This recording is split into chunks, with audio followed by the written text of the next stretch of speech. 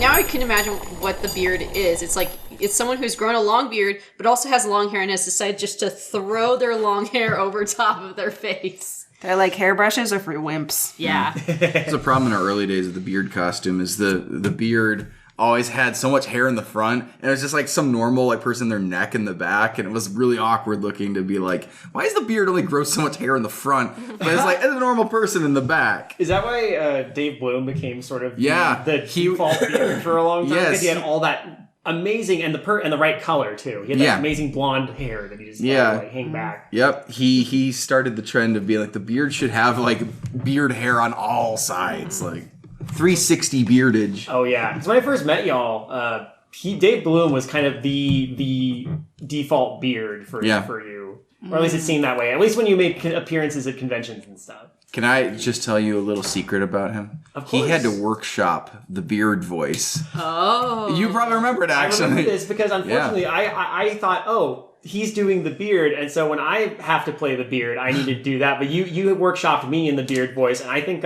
hopefully I picked it up a little quicker. Yeah, he struggled. It was like the throat, like, ooh, part of it. He'd do like, ugh, but it really strained his throat, and he had to work at it a little bit. But he got there. He got there with a lot of diligence. I can't do that now. I've spent all night basically yelling at Gwen. You did. They were good yells too. These weren't like baby yells. No, You let her have it. I basically did this scratchy, horrible Cockney accent yelling at Gwen, and like every so often I'm like, I'm sorry. It was glorious. It was amazing. I'm waiting for British people everywhere to be like, oh no, what have we done? If they're going to complain, they should complain to Mr. Hop 2 instead. Yeah. Yes. And like, well. They're the ones who decided to have it set in Great Britain and have everybody have very exaggerated British accents. Mm-hmm. Yeah. Even if the actors themselves, no knock against the voice actors. They did a great job. They did, yeah. But you can tell, I don't know what the direction was, but their accents are very pronounced or exaggerated. I'd say exaggerated. So you're having to also play exaggerated to match with the game. I'm assuming the direction was, we need to make sure everyone knows we're in England. So quick, be very English. Well, if you wanted to be very English, you should have used a bunch of English phrases. Pip, pip, and cheerio. Okay, so if somebody was making it in America and we had to do the exaggerated American accent, what is that? The exaggerated American accent for everyone is always Texan, and it's always like, hey everybody. That's really weird, because I'm like, how do I sound more like this? Is it to make sure that my voice is enunciating? Is this more American? If I recall, now, honey, I think you need to slur your speech a little bit more. That doesn't sound particularly American. You gotta go down south now. Come on. I'm not convinced of that. In all honesty, I think most, from what I've been told, most Europeans think that Americans sound like Californian Americans because they watch movies, and guess what? Most of the actors are. We're from California. Yeah. When we watched the Book of Mormon in West End, we did watch the They Book of were Mormon British last night. accent, or not British accent, they're British actors who had really gotten that, like, nice Utah-sounding, Midwest American accent. And I'm still trying to figure out exactly, like, what that is that they had to change more differently to sound that American, but not South American, or not South American, Southern American, not Wild West American, not New York American, like... Yeah. I feel like they had a little bit of help, though, because one of the leads was American, and so they probably were just listen to that guy like, all the time. Listening really closely, being like, oh, what does he sound like? Okay, that was his vowel. But I'll use that vowel later. Like nailed it in that show, and again, it's a weird, because it's like that kind of American thing is that, like, very breadbasket of America sound. Mm-hmm. But you know when you hear it. Mm-hmm. Who told me? Someone said to us, like, "Hey, did you know your California accent? You don't really say your R's." I'm like, "Wait, what?" Oh no, or was it T's? T's. Sorry, it's T's. California accents, the T's don't come out as hard. Like when you say, someone says, say Santa Ana. You go Santa Ana. Santa Ana. Yeah, it's true. We don't pronounce the T's. We don't. Yeah, we don't. It's very soft. Like it just that's just the way it goes. It's interesting. But certain T's we do, but not other ones. Mm-hmm. It's very, very interesting. Yeah, tongue twister. There's enough of it on the front of those. Yeah, I think still usually, maybe less than I think others. usually when the T is in the front, that's Yeah. when it comes out really strong. But otherwise, it But on gets softer. Twister, we still have it. It's like But Santa Ana for like Santa Ana, yeah. I can't do Santa Ana. It sounds wrong. Does it? Santa Ana. Santa Ana. Santa Ana. Santa Barbara. Have I Like, not does lived in anybody say California that? long enough? Or Is Santa this a Claus. problem? See, Santa Claus. Clarita. Do you say Even then, Santa like Claus. the Clarita is His not name is Santa Clarita. Claus, right? It's Santa Clarita. Yeah, That's Santa how you- Clarita. Santa Clarita. I knew. I'm having a crisis of identity now. I knew someone from Uruguay once who said, like, I noticed that Americans don't know how to pronounce the word water correctly. Mm-hmm. It's water, not water. Yeah. Water. I went out to lunch once with a woman that went to our church who had come from the UK somewhere.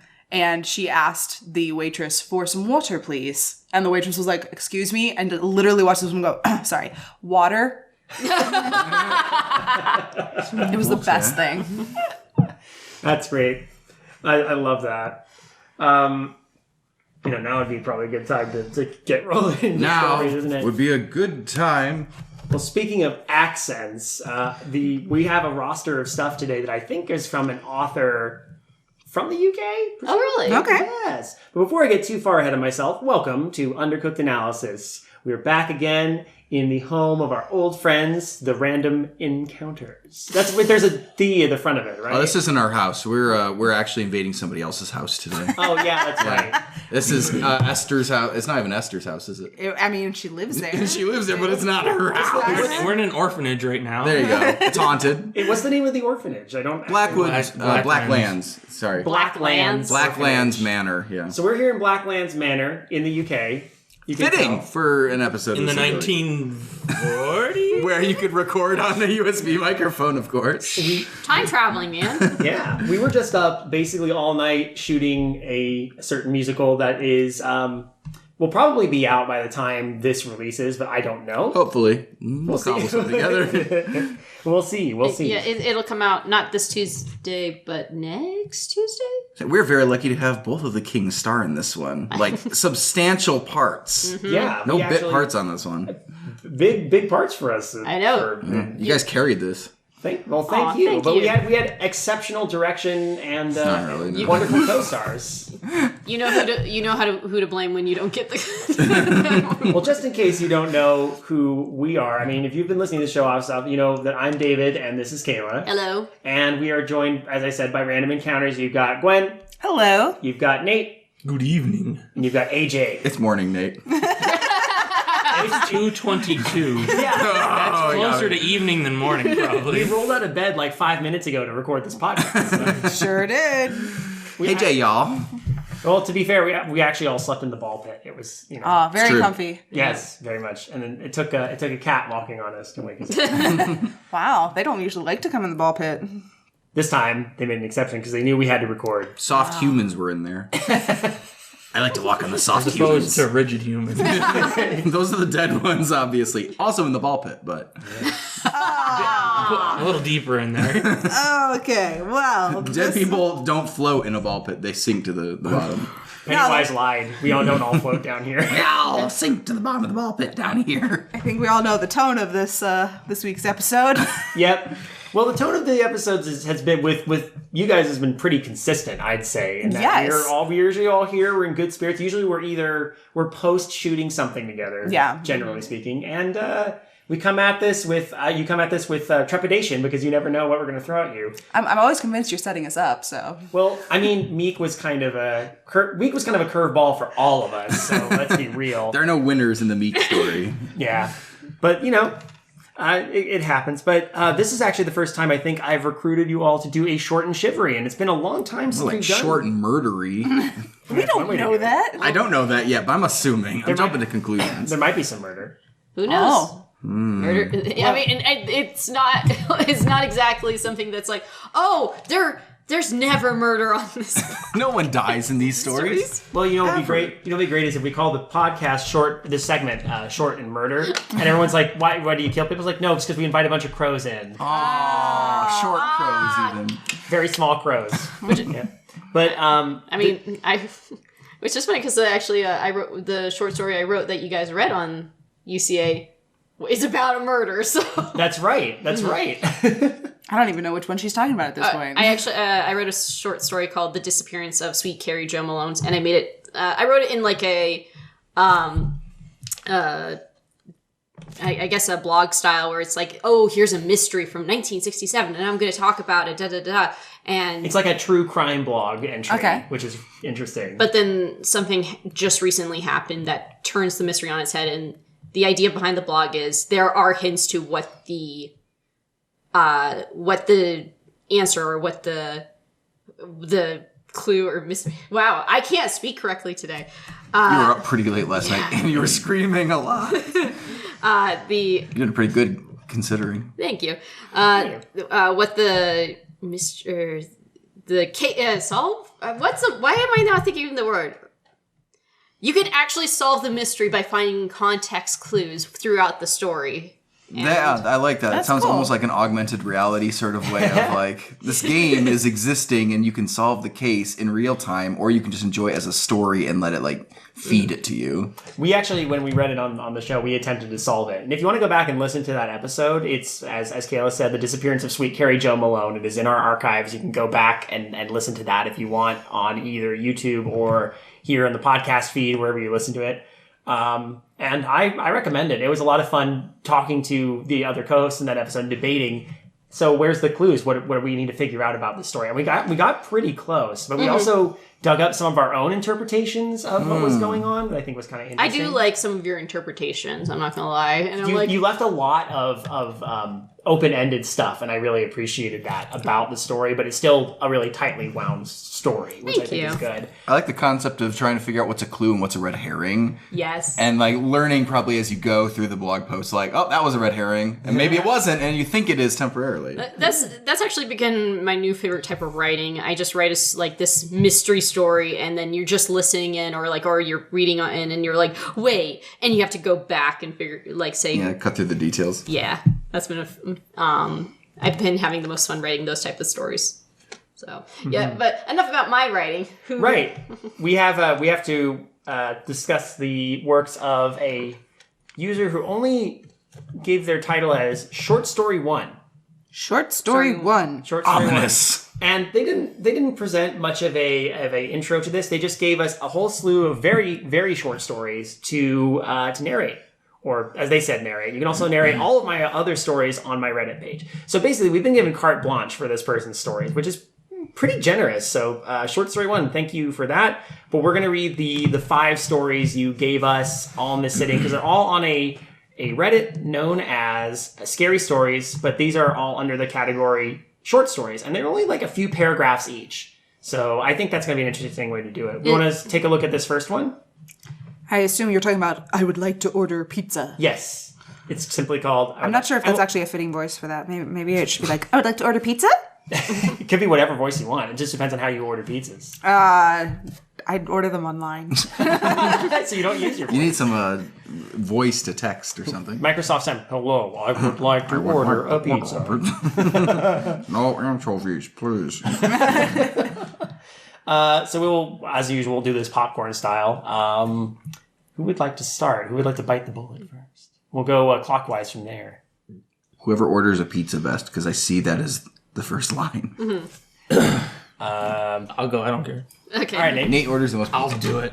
Thank you, Nate. I was gonna say you should do it, David. And you'd be like, oh, hello. I could. Yeah, do it. David starts. We'll go from there. We'll go around it from there. Hello.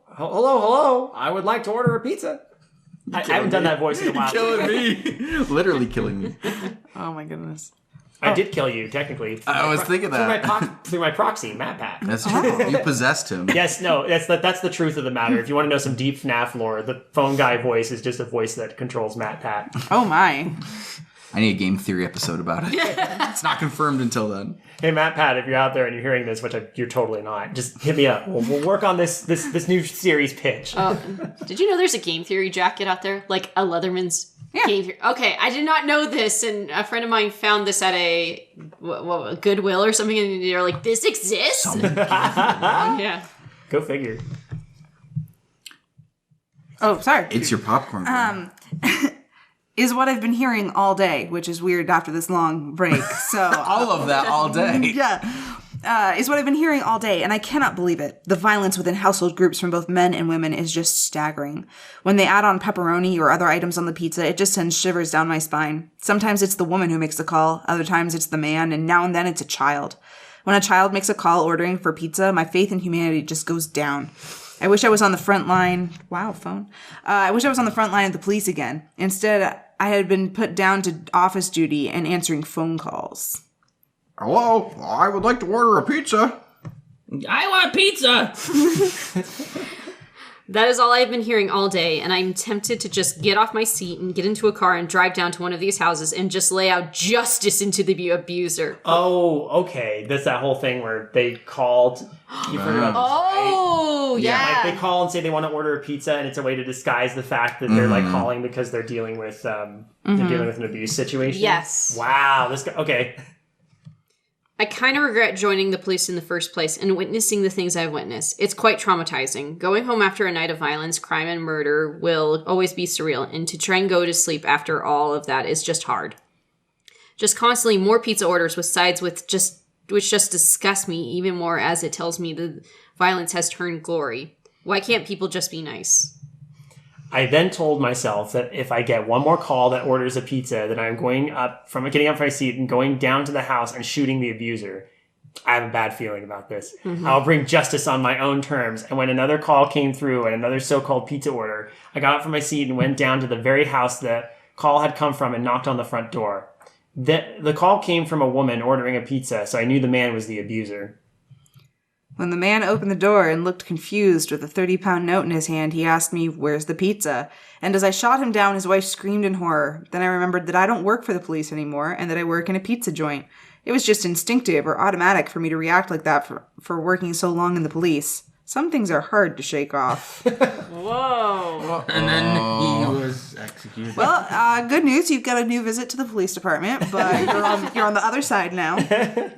Yeah, don't shoot people who order pizza, who legitimately order pizza. You abused the people ordering a pizza. You know, one of the first comments is about, like, I want you to flesh this out more. I'm like, honestly, no. I think it actually does what it does well if you know the context, you know? And I think it lays out its context pretty well. Those people who disguise their calls for escaping a situation like this as ordering a pizza. Just at the end is almost a little goofy, but you kind of see it coming a long way away, but I don't think it's an issue. How was he not fired from his job if he actually worked at a pizza place, but thought people were just making pizza orders? So he was clearly not, like, writing anything down or sending it to, like, the oven. I actually, you know what would have been a better twist, and I thought this was what was going to happen, is that he would have came and shoot the person, but it turns out the woman actually was trying to order a pizza. She just called the wrong Number? place. Yeah. Oh, jeez. Yeah. I mean, I was kind of wondering if that was what it was going to go to, so it was a little different, but yeah. I do wonder, though, I think there's a little bit of a thing about, like, I wish I was on the front lines of the police again. I get the impression maybe this person is a trigger-happy person in general, and that's what got them demoted, basically. Oh, They're a loose cannon. Can't lose nothing else. Demoted to a pizza place. I got demoted to the pizza That's place. the chain of command at a police station. It's like when you go down so far, like, you have to go work at the local pizza place. all the people who work at the closest pizza place are former police officers. I like the idea that, like, yeah, they're just getting pizza orders and it's just like, pineapple. You want pineapple? Oh, this is really bad. It just actually clicked for me. How would you mistake the pizza place for it's 911? Well, in this, I don't know what the UK version is, but I should know that. But they have a specific number as well, so I just realized, well... The number 4 is involved, I think. I'm Googling it. Yeah. It is 112. Yeah. Well, okay, I was wrong about the number 4. Or Still significant. Wait, Sure. but if you go 999. But if you put 112 together, it adds up to 4. Yes, so you were correct all along. Yeah, thank you for allowing me to say face awkwardly. Yeah, it's like, how do you accidentally call the pizza place when you're trying to dial 911? That was a bad. I just think it's interesting. The twist is a little bit. I guess the twist is a little bit awkward because it's like, oh, and then I only took then that I remembered. Oh yeah, I work at a pizza place, but this whole time it was like, Yeah, this maybe is what they meant by like being able to get more detail of being like this person has like a weird memory lapse they occasionally have where they like get confused and don't know where they are. Yeah. You could maybe describe them in that way where you could imagine that all day long they actually have been doing their job correctly, but then they got confused at some point after like a lull and forgot that they'd changed jobs and they did actually have a police history or something. Yeah, there was a lapse or something. Yeah. So we I know it's trying to be a twist for us. Yeah. As part of it, but it's a little bit trickier. So I mean, I commend short story 1 for the effort of this one in a neat little premise that you don't usually hear about, is that idea that people will disguise calls to about, abuse or any other terrible situations with pizza orders. Yeah, I'm not sure if it's supposed to be funny or not. Like, it's hard from the writing style, but it doesn't have to be. We're allowed to laugh at terrible things on this show. That's how it goes. Yeah, but it is a question of what they were going for. Like, obviously it's posted on Scary Stories, so I'm assuming they're meant to just kind of, like, chill you a little bit. It's a little bit. Yeah. It's more, I think more the topic of what's in the subtext is almost more disturbing than the twist itself. Just remembering that that's a thing that people do. I think it's just supposed to be a dark little story. I'd say. I think I agree with AJ. Like, maybe make note of the fact that he goes through memory lapses. Maybe say, sometimes I'll hear that they order pepperoni, but maybe I got it wrong. It could be something else, or Or I get confused easily, or so. Or the doctors tell me, like, I should make this my last year here, or something. I don't know. Yeah, I'm not an author, so don't take my word for it. Or even say, like, it's like I miss being on the police force. It's like they told me that with my health I shouldn't continue, or something like that. I don't know. Yeah. Yeah, I think there was a way though to make it feel legitimate that like they could get confused. And I agree. They could, All right, so that was we're off to a good start, I'd say. Let's take a look at our next story, which I actually really like the title of. I regret turning an Instagram TikTok influencer into a vampire. How could you possibly regret that? That again, like that's almost no sleep title-y, but the title is so silly that like I go, okay, this could be fun. Let's take a gander. Who read last? Was that? Oh, that was you. It was me. That was AJ. AJ. AJ to start us this time. I want to keep the cycle consistent. It's like when you roll initiative in D&D. My initiative is next. But you want to keep the same order. I regret turning an Instagram influencer into a vampire, and I guess she dazzled me with her pictures and videos. It's the way she earned a living through every aspect of social media, and I just had to get her into my clan. I saw her walking alone, but taking pictures of herself one night time. Sorry, that's not American sounding. Yeah. Taking pictures of herself one night time, and she was afraid of me at first, but I reassured her that I was not going to hurt her. That's a great way to reassure someone that you're not going to hurt them by saying, I'm not going to hurt you. I'm not going to hurt you. Yeah, you're not allowed to lie to people. That's not going to hurt you. You see, I ask people's permission whether or not they want to be vampires, and I don't just take them. She told me that she had to think about it, and after a couple of days, she was so excited to become a vampire. That's very kind of him. Yeah. With a sparkle like Edward Cullen, it's going to be great. I didn't turn her straight away, and I gave her a couple of months to get her humanly affairs in order, and she was all over social media like Instagram and TikTok, promising her followers that she has a surprise for them. I was so happy for her, and I couldn't wait to have her in my clan. She was amazing, and I envisioned her to be a great vampire who would one day become very respected and feared by every vampire in the world.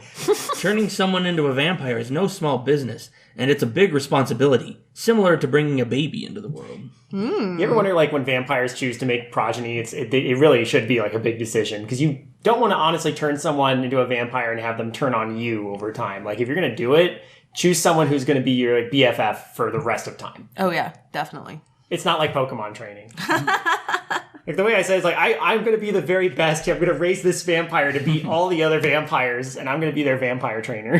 Hey! I mean, you could try that. You have to talk like this. It's my impression. You must be double jointed and Hungarian. I can actually do that, sort of, but because I'm double jointed. But I'm not. For those of you who lack the visual extra features of this podcast, Keela just did the Bela Lugosi hand wave thing that he does. Anyway, I don't know if I'm Hungarian or part Hungarian. I don't know. You're at least double jointed, so you got half of that. I have it. Vampire? I think she might be. No. Ooh. No, she didn't stay up late enough last night. Yeah. Oh, that's fair. I went to There's bed sunlight earlier. in this room. She doesn't seem to be in pain yet. Hashtag not all vampires fear sunlight. I don't know. Touche. Sunscreen is your best friend. Yeah. Is a vampire's best friend. Yep. Amen. When I turned her, there was a bit of a struggle, but she calmed into it, and then she drank my blood. Before you know it, she was floating through the air, and she grasped her vampiric powers very easily. She kept asking us to take pictures of her when she was flying through the air, or when she used her mind powers, or on humans. I took the pictures awkwardly, and when she looked at them, she shouted at me for not taking the pictures. I did take the pictures, but vampires don't have reflections, I told her, and everything became awkward. Oh! I realized that she hadn't thought through everything. She started having a panic attack, and she blurted, "What about my Instagram, TikTok, and followers? I make my living through pictures and videos," and tears of blood started rolling down her eyes. Yikes. Aww. She's become so depressed, and she started suffering withdrawal symptoms from lack of social media. She isn't drinking blood, and she keeps trying to go into the sunlight. What a great disappointment. Oh, that's dark. That's sad. I think there is a solid lack of forethought on both parties' fault. I do like. I like this one. I like this one a lot. Yeah, I like this one. I like this more than the pizza one, but it is. This one's got a much more interesting little like twist to it, and it does kind of strike of lack of foresight. You'd think the vampire would know better, but then again, maybe they see Instagram and TikTok as vapid. I don't know. I don't know. It's weird because he seems to admire her for it at the beginning. He's dazzled by her pictures and videos. yeah. Like, this is what's attracting me to her. Yeah. Let me take all of that from her and not tell her that ahead of time. Yeah, that's true. They should have thought it through better. I mean, is it fair that this story is combining a couple things? Because, like, cameras and phones, I assume, aren't using the same technology of, like, needing, like reflexive, the same way. Yes, there is a modern day theory that you can now photograph and video vampires because the idea was they couldn't have reflections because most mirrors were silver backed and silver is a pure metal and yeah, that's right. won't reflect a vampire. I was actually going to make that point. So yeah, so obviously there's no silver in a modern phone to take the photos or the videos or whatever. So you should technically be able to do that. But most people don't go that deep into the lore. And so it's like, we just know that vampires don't show up in these things. if you really got deep into vampire lore, you get some weird stuff anyway, too. Like how they're obsessed with counting. And if you put flax seeds in their coffin, they can't leave because they have to count all of the seeds. They would have to count all of her followers. When they count This is why Count Von Count is the best, is the most creative Sesame Street character because it matches perfectly with vampire lore. He's obsessed with counting. That's great. No, this was cool. Again, I think if you don't go that deep, it tracks the whole reflection thing. But like if you do a little deeper, okay. But I can grant it that because vampire lore is incredibly mutable. Like I think it's more of a modern thing that in order to become a vampire, like willingly become a vampire, the vampire that turns you has to allow you to drink their blood. Yes. Like that's part of it too. And I'm not sure where that entered into it. I want to say that's an Anne Rice invention. I think it is. Oh yeah, because that's what happens in Interview with a Vampire. That's how he. Oh my goodness, it's been so long since I read it. No, the Louis guy that turned him. Who? Yeah. Is it Lestat? No, Lestat's in Interview with the Vampire, Lestat is talking about how he was turned, right? So I don't remember. No. Louis is the one being interviewed. Never mind. Yeah, it's Louis and Lestat. So Lestat. Okay, I'm thinking in terms of movie. Tom Cruise is Lestat. Let's not leave Claudia out of this. Never forget Claudia. Yeah. And Claudia drinks from Louis' blood to become a vampire forever. That's depressing. That's actually very. I think Claudia's story is probably the saddest. Oh yeah, absolutely the most tragic. But I think that is an Anne Rice thing. I think also Anne Rice was the one who made vampires more,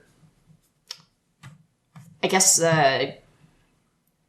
sexy or romantic. Promiscuous. Yeah. I mean, vampires were always. She definitely turned them into the romantic hero kind of thing. Yeah. I mean, kind of tragic anti-heroes. Yes. Yeah. What about that great vampire Enos? Enos is pretty romantic. He's devilishly handsome, too. Yeah. That's right. Yeah. Good.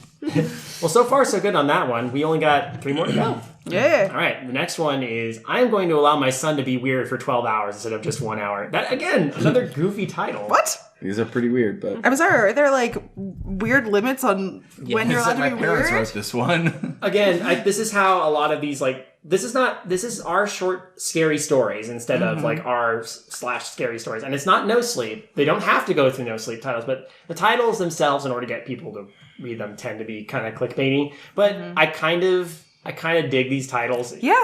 Mm-hmm. They're definitely attention grabbing. Yeah. I will give them that. All right. I'm going to allow my son to be weird for 12 hours a day instead of just 1 hour. You see, 12 hours spreads my son's weirdness evenly further. I'm struggling with some of this word. Yeah, there's a little... It's You fine. see, 12 hours spreads my son's weirdness evenly further, rather than the weirdness just coming out in a burst when it's just an hour. My son is weird, and he was born like that, unfortunately, and... I think that's my significant other. Oh. And my significant other needs to do something weird. Oh no, maybe Oh, not. and Oh no, my son. And so my son. My so needs to do something. Yeah. My And son. My son needs... Wow. This This is going to be a little tricky. I don't know if it's written because this person is also weird. Like, this is just how I write. I think it's just- the weird apple doesn't fall I far think- from the weird tree. I think evenly was actually supposed to be even further, and then so is Even Yeah. I think it's just, Yeah, those are just typos. It's If I read it typos. Britishly, will it help? You see, 12 hours spreads my son weirdness evenly further, rather than the weirdness just coming out in a burst when it's just an hour.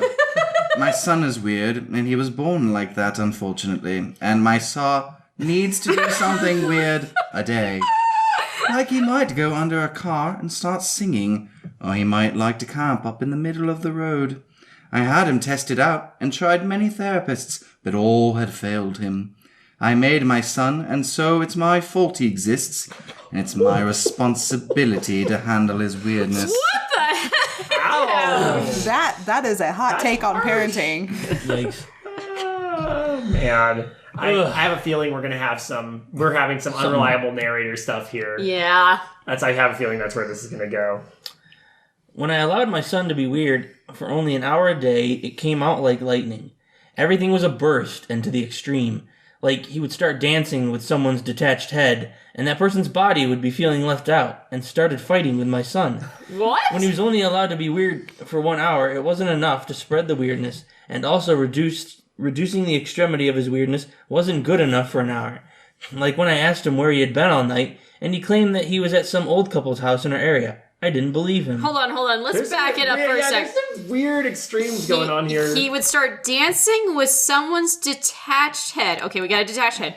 And the person's body would be feeling left out and start. So he's holding this detached head while this body is coming and starting to get into a fight with him. So What is obviously, this world? the body and the head are two different entities. Clearly, Yeah, I'm not sure we're talking about people or something. I don't know. Yeah. There's something more sus going on. Mm-hmm. Same with old couples. Are they human old couples? I have Yeah, questions. so I'm waiting for the twist. Yeah. Let's see. Then I allowed my son to be weird for 12 hours. Oh, wait, go. No, sorry. Yeah, that's fine. Then the old couple phoned me and said, your son was at our house and he was dancing with our organs and made our skin lovely with our blood. Come over and see what he has done to us. That's normal. And as I drove to the old couple's house, I observed that my son's full name was written in blood all over the walls. I also saw that the two old couple was stabbed up, bodies laying next to each other. My son was telling the truth, and I apologized. I didn't believe it when he said he was at an old couple's house. Now I do. I'm sorry, son. I see now that you were not lying. There are some dead people here. I apologize for not believing you about the dead people. Then I allowed my son to be weird for 12 hours, and it has made his weirdness less chaotic and less extreme. His weirdness is just minor now, like trying to impress the cats in our neighborhood that he can sing. When they reject him, he might kick them. All in all, it's less stressful on me. I'm confused. I guess I think it really is just the weird apple doesn't fall far from the weird tree. And this is I don't know. This was very strange. I think this was supposed to be a bit tongue-in-cheek. Like, there is a silliness to it. Yeah, but it's a little very out there. It's a little dark. So is it I'm wondering if the act of requiring them their son to be weird only 1 hour a day was like confining and led to acting out. So whatever the parent deemed weird in air quotes, that behavior maybe wasn't actually initially that violent or dark or anything, but the stricter the confines and the more like over-parenting that this parent is doing, the more the child starts like doing terrible things maybe. And that's the idea, is like somehow it flip-flops where by the end they're just like, I guess I'm just going to stop requiring you to, confine whatever, misbehaviors you want to do to 1 hour and like open the flake, like the purge. Yeah, there you go. Actually, I had the same thought about the purge as well. Like, I was actually going to make a joke. It's like, instead of having the purge 12 hours a day, maybe it should be spread out evenly. Yeah. So maybe that's part of what, maybe I'm reading too far into it now as well. Let's have a whole week of purge instead of that's- just a night. That's all a good idea until we start discussing how we've got a detached head and a person's body that are somehow acting separately from each other. Well, and that's like the one sticking point in my head where I'm like, I don't get this. What is this supposed to be? The old couple clearly called this guy, even though their organs they had been did. removed and danced with or something. Oh no. It could be that. Well, it could be that because again, unreliable narrator here. The dad is just as weird as the kid, and he's getting weird. How many hours a day is he allowed to be weird?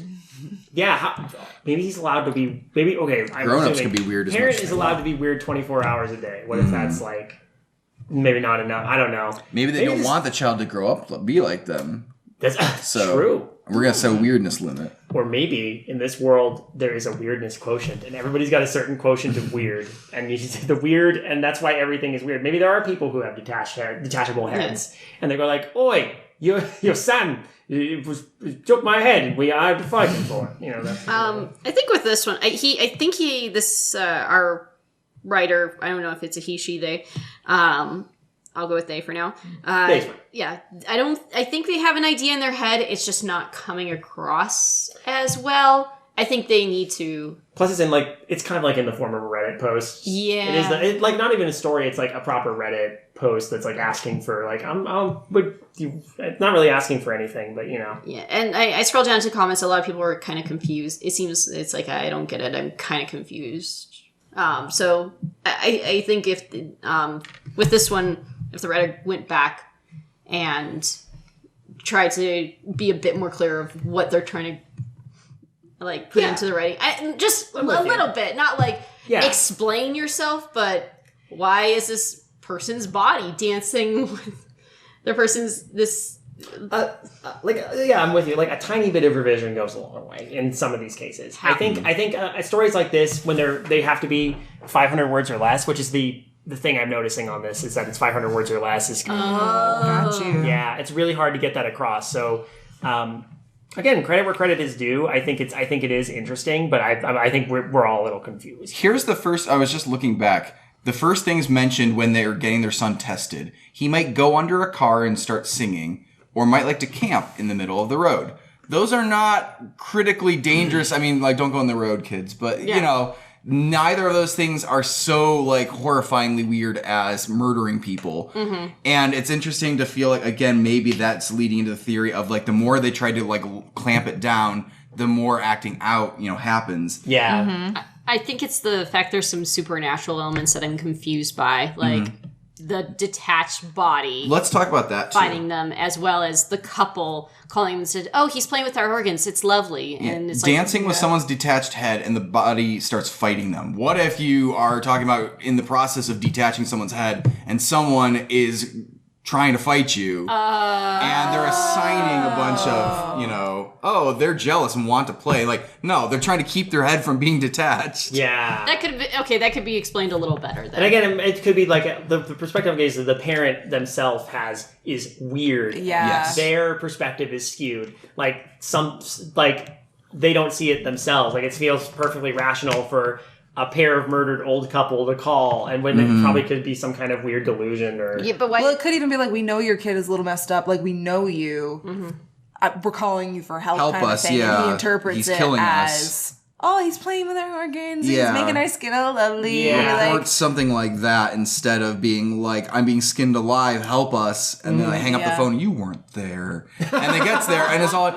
I'm so sorry, I didn't believe you that you were. Obviously there are 2 old people here and they're both dead. But that's the small point. The big point is like, there were 2 old people and you were here. Wow. Yeah, you told okay, the so truth. you were being honest. What Like a you said, good the kid. little weirdness thing What a of good like, kid. I think instead of adding the dialogue, it could. She could say, "Oh, the couple next door. I got a call from the couple next door, and they told me that my son was there and trying to Vandalize the house or something. and trying to not use the word. No, I think they still has to be a positive spin on it because this dad, I've assumed this parent clearly has a good view or a fantasy view of everything the kid is doing. Yeah, that's my thing. I think the thing is it's unreliable narrator syndrome in that sense. And they're saying like my son is weird, and I think the parent, you're weird. You're also weird. Don't Definitely. Yeah. Should we move on or? Yeah, we can move on. Yeah. I was just going to say, I think maybe instead of using exact dialogue from the neighbors, maybe say the neighbors called and they mentioned something about my son. So it keeps the Vague. positive. Yeah. Vague, keep it vague, yeah. yeah. I also thought the word weird was going to be like witchcraft weird. Yeah. Oh, like I liked the strange magic and stuff like like that. you weird sisters. Yeah, I wondered at some point if that's the version of weird we were talking about. I think that would be neat if like we learned throughout a story. I'm saying hypothetically, not this story. We learned that the weird that's being referred to is like, almost like Macbeth-esque witchcraft, wool of bat and tongue of dog kind of stuff. So the next Organs of old people.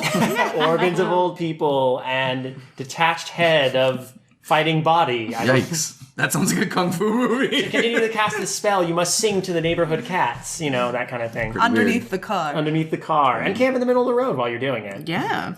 Y'all remiss the days when magic was like really hard to do and you had to like go through all these crazy rituals to do it? If you wanted it to rain and get your crops to grow, you'd have to like draw a circle with salt and then like throw buckets of water into the sky while singing singing like, I don't know. Praise the clouds that be. Yeah. But backwards, you have to say it backwards. Oh, Yeah. You had to like break Nicolas Cage's knees and strap him in a giant wicker man, Oh yeah, burn him yeah. alive after an elaborate scheme to trick him or something. So yes, human sacrifice. Now you wave a stick and yell, Expelliarmus! Now you just burn a spell slot and this next one is called Donate to My Charity, guys. You're starting this time. Hey guys, I would like to open up to all of you and ask if you can all be generous and start donating things like money or actual goods. The charity I've started was something of a passion of mine, and I really do get passionate about things. I'm a person who believes about giving and helping others, and starting this charity was the most proudest thing I've ever done in my life. I feel like a saint, and I'm going to carry on with this charity. I have a bad feeling about this too. I do. Yeah. There's At this point, we've already read 3 previous stories. Here we go. Let's jump right into this. Let's do it. First person down in my cellar who I tied up to a pipe is called Leroy, and I abducted Leroy, and he is now starving. And so if any of you can donate food for Leroy, it will actually save his life. Just look at Leroy. He is so skinny, and he is clearly not looking healthy. Also, if you could also donate money for me to buy other stuff for my cellar to make it more comfortable, that would also be very generous of you. Leroy could be grateful if food was sent over, and I would really hate to lose Leroy. You worked hard to get Leroy. Yeah. That's right. Jenkins? Leroy Jenkins? Leroy Jenkins just shows up. Yeah. Then there is Rachel, who I abducted and imprisoned down in my cellar. Her left leg is rotted away, and I had to chop it off. If any of you can donate money for Rachel to get a new leg, that would be amazing. She cannot do much with one leg, and she doesn't feel human anymore. When she tried to escape, I hit her left leg so hard that it caused serious injury and thereby rotted away. Look into your hearts and give what you can for Rachel. Can I say I appreciate how kind of rambly all these paragraphs are? And it makes sense. Like, the rambliness works for this. Yeah, this one, it absolutely works. Then there is Thomas, who I abducted and imprisoned in my cellar. I want the twist to be This time I imprisoned them in my attic. In the crawl space instead. Thomas suffers from many conditions that make his body odor stink more than usual and his toilet stink more than normal. So please dig deep into your hearts and give as much as you can for Thomas. Possible, again, fresh food or money so that I can buy them better food and equipments to make their time here as my prisoners more bearable. Give as much as you can, and just imagine if you were my prisoner down in my cellar, how would you feel? So please give as much as you can, and give, and give more. Thank you. You can come to my house to give donations or even help the charity itself. All right, I'm going to just be real. This is the first time I've ever upvoted one of these stories.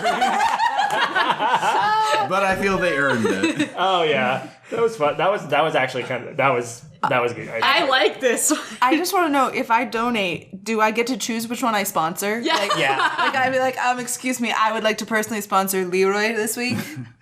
Yeah, and make sure Leroy knows, like, give Leroy a message and say, like, hang in there, buddy. You're doing great. Also, if I show up personally to his house to help with the charity, I believe you become his next. is that what happens? I get chained up in the cellar now too. Yeah. Yep. And now you're part of the cause. Interesting. I'm all for it. Sounds great. There's a great balance of horror and humor in this. I really dig this. Yeah. Yeah. It's true. It's twisted, but it is silly. Yeah. Yeah. Silly and twisted, my favorite combinations. I think Rachel, I like Rachel's story the best about the leg that was rotted away. And I was questioning, was it actually rotted away? But then it describes hitting her in the leg so hard, it starts to rot. I'm like, oh, I believe you again. All right, it really was rotted. You're not crazy. You know, it's all about giving the details in a very specific order to make sure that you understand where the problems really are. What cracks me up is realizing that I have the feeling no one ever donates to Thomas because he just stinks. Oh, poor Thomas. You know what? No, I'm going to sponsor Thomas. You have to make Thomas's experience as a prisoner more bearable. Can I get a I supported Thomas t-shirt? I said, are there sponsor rewards? Is this like Patreon? Oh. Yes, backer kits or something. Go fund me for my prisoner project in my basement. No, I'm just imagining the 3 prisoners in the basement, like, packing goodie bags for the people that support them. This is so sad. Please Rachel has help an me note inside there that they smuggle in. Rachel has an especially hard time though because Rachel only has one leg. Oh, poor Rachel. If we get Rachel a new leg, then Rachel can help out more. It's true. Leroy's tied to a pipe. Like, how helpful is Leroy? Yeah. You think Rachel could, or not Rachel, Leroy could pull that pipe off and then use it to Attack someone? someone like last night. Maybe. But When we attacked someone in the basement last night. Yeah, spoilers for the next musical, but hey, there you go. Yeah, I think this one's. We'll give a final eval at the end. We got one more story. It's ready for the next story. No. It's called "My Mother Is Still Scared of the Dark." Ooh. Am I starting this one again? Yes, you are. All right. I am 16, and my mother is in her 40s, and she divorced my father on amicable, mutual, and respectful decisions, and they still talk to each other. Life is good apart from that my mother is still afraid of the dark, and she will still, at midnight, jump into my bed, shivering in fear because of so-called monsters under her bed. This is why my father divorced her, and she understood this because she herself would divorce a person who had these sort of characteristics. Even though she is my mother, and I do care for her, I'm sick of her jumping into my bed all scared and shivering. I'm also the one who checks under her bed. I would like to say, I would like to stay at my father's house to catch a break from my mother's fears of monsters under her bed, and also her fears of the dark. Even when she doesn't scream of monsters, just her fear of the dark makes her run towards my room. My mother has even tried manipulative tactics to make me accept her fears of monsters and the dark, and her ways of running into my room to hide in my bed next to me, by threatening me to kick me out when I am 18. She also tried to emotionally shame me into accepting her ways by saying how she gave birth to me. Interesting. Okay. Then one day, she came rushing into my bedroom and hiding under my duvet. I couldn't take it anymore, and I told her that she needed to go back into her bedroom. My mother started crying, and she slowly and bravely walked back to her room. And then 10 minutes later, I heard her scream. I ran to her bed, and she wasn't there anymore. In that moment, I missed her coming... In that moment, I missed her coming into my room, all scared and jumping into my bed. My divorced father was still single and living in a rented flat, and he is now back at the house. My father then started sleeping in my mother's bedroom exactly at midnight. Exactly at midnight, my father came running into the bedroom and started hiding under my duvet next to me. Okay. It's a bit too repetitive at times. Like, they really keep using she kept screaming and running into my bed, kept screaming, running into my bed. This also kind of has that run-on sentence thing a little bit. Yeah. I think this one's almost too vague for me, where I'm like, instead of being like scared and intrigued, I'm just like, okay, but what, you said you checked under the bed. What did you see? What was there? Like, what wasn't there? Like, I feel like I need a little bit more on this one. Mm-hmm. I agree. You can cut down on the more repetitive parts, and this could work as microfiction as it's kind of supposed to be, but you could probably make it even smaller. Yeah. To be completely honest, we get the idea. Mm-hmm. We get the idea. There's some stuff that's put in there that I thought was going to have maybe more payoff, but like since the reveal is just that there actually was something in there that's scaring your parents, it's a little strange. I did see a comment down below that was like, "What happened to the mother?" Oh yeah. Like if the father moved back in, and then he ran under the bed, like, but where's the mother? Yeah. Did the mother? I don't know. I'm really pretty lost on this. It's very vague. I was waiting because I'm like, okay, everybody else talk first because you're all smarter than me. You picked up on what's going on. Yeah, no, I think the weird part is in that moment I missed her coming into my room all scared. You think it's like since then I've missed, again, your mother basically went missing. Mm-hmm. That's the idea. Like, how long did it take for the father to come back and start living with you before this started happening? I think it's also kind of weird that the dad decides to move back in after they've divorced. Like, I mean, he's got a 16-year-old kid. Yeah, but it's also like he divorced her because she was doing that, supposedly. So it's like assuming that he was living in the before they got the divorce, and was like, I don't know why she does this every time, but I can't stand her jumping up and running out at midnight every night.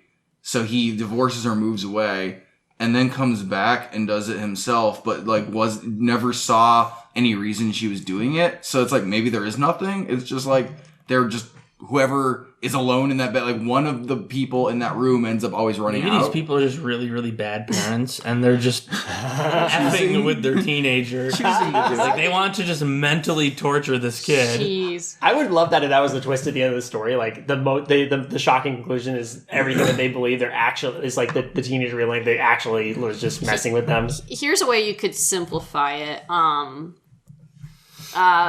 Parents divorce. Teen and mom move out of their house, move into a new place.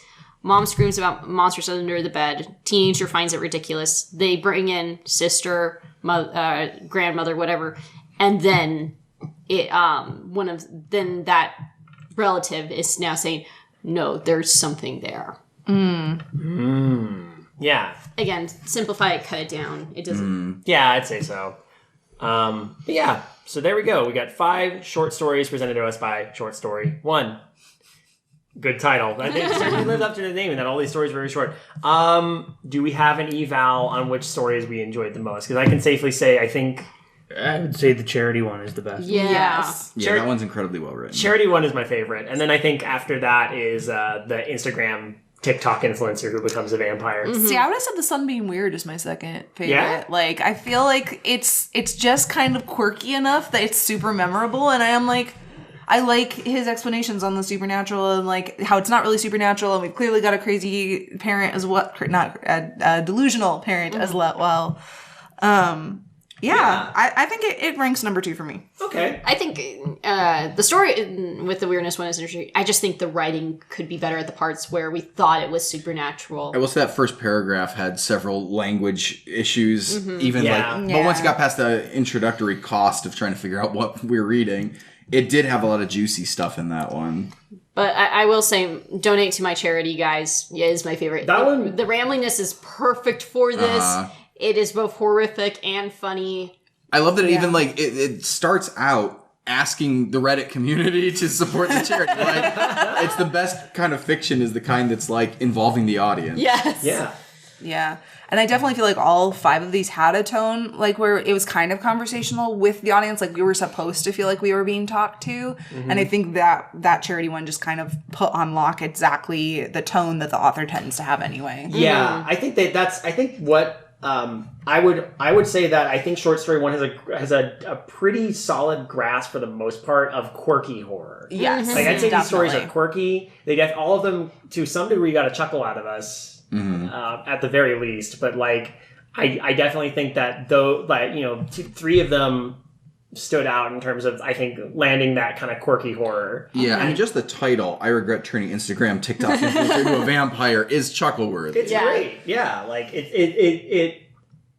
it's the kind of thing that can only exist today in this weird era when like you've got these like sort of micro media influencers. Like when I say micro media, like the media itself isn't micro, but what they produce is small content in large quantities. Yeah, and having read all these stories, I do believe going way back to I would like to order a pizza is meant to be funny. Yeah, I think so. that is not like a matter of, I just didn't quite explain the condition he is. Like, no, it's maybe a crazy person. Yeah.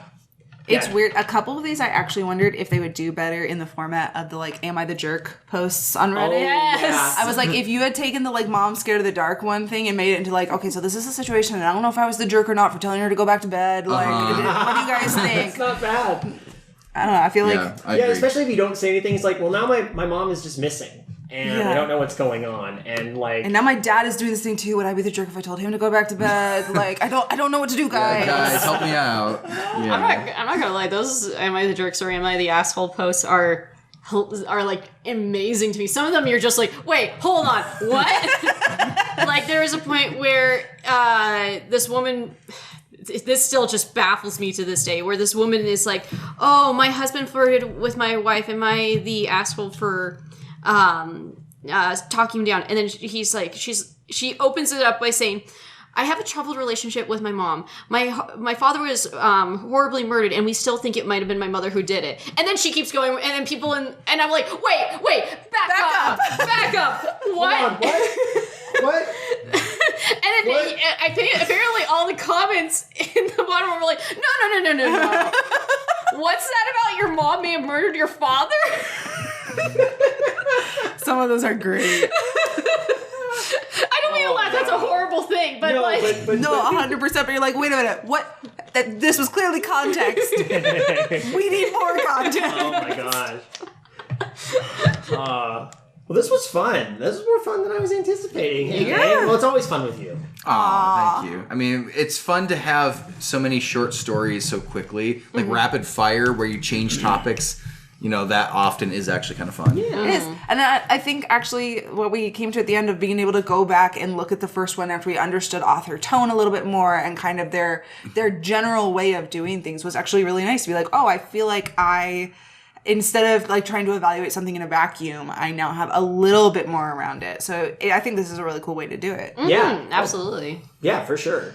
And I want to thank Short Story One for letting us read their work, giving us permission to read their work. Really appreciate it. Hope the feedback is helpful. And hey, if you want feedback on your work, you can send any stories you've written to midnightmarinara@gmail.com, and we will get to them in due course. We have a little bit of a list, a little bit of a curated list of stories that we have lined up that people have sent us.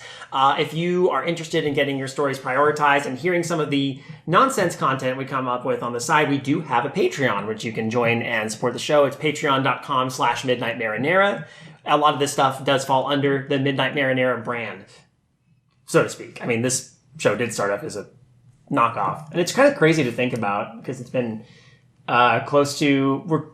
It'll be 8 years next year. Yes. Since we've started this, so that's kind of nuts. It's a lot of years of stories. I know. Yeah. Oh, man. You guys have seen it all. We have. And yet, stuff still surprises us. I was going to say, you still have a list of things to go through, so you haven't seen it all, obviously. Yeah. So we patrons tend to get first priority when it comes to what we read, but anybody can submit, and we will get to them eventually, although we do tend to curate them a little bit, so, if it's really genuine trash, I don't know if we can, Yeah. Well, no offense, but... We have read genuine trash on the show before. Yeah. So, we're not always super... Post discretion. Yeah. And keep in mind, our level of discussion tends to be very just off the top of the head, so sometimes we can poke fun. We never poke fun at the authors themselves. That's neither the point. We can be critical of the writing, but never the right term. Oh no, I have a project, or not project, an idea in mind for future UCA episodes where we're going to be reading a work that is considered one of the worst works in history, but is written by an author who wrote one of the best works in history. So that's wow. Yeah, We'll tell you about that when we're not on Please. mic. We have a little project. Kayla pitched this, and I was like, I am all for this. We are going to do this eventually. I'm just going to add a tiny little plug on for Patreon again. If you are not a writer and you don't have anything that you want evaluated, you should still consider hopping over to Patreon and supporting these lovely folks, because they put a lot of time, a lot of effort into putting together this kind of show for you guys. And if you're enjoying it, just dropping a little tip in there for them would be great. They're passionate about it. You can feel it. It's Oh, you guys. It's physical passion. That sounds weird. Never mind. No, I didn't say that. I'm saying, while you're on the internet donating to people, you could feel free to donate to Short Story One's charity to help Thomas, Rachel, or Leroy. I feel bad. I think I insinuated they might be weird earlier when I was trying to read. I was like, no, of course they weren't. And now I've finished reading their stories. I'm like, they're on the interesting side of weird, obviously. You don't write these stories without being interesting, at least. quirky horror is, I think, the best way to There you describe it. go. Definitely. I wonder what I wonder how much weirdness Short Story One allows themselves per day, because Please don't add me to your charity. I'm sorry. Good evening, intrepid listeners. This is the Pasta Shade, the host of Midnight Marinara, and this podcast is part of CreativeHorror.com, a network of podcasts and creators working together to build a constructive community of horror fans. For more content like this, visit us at CreativeHorror.com.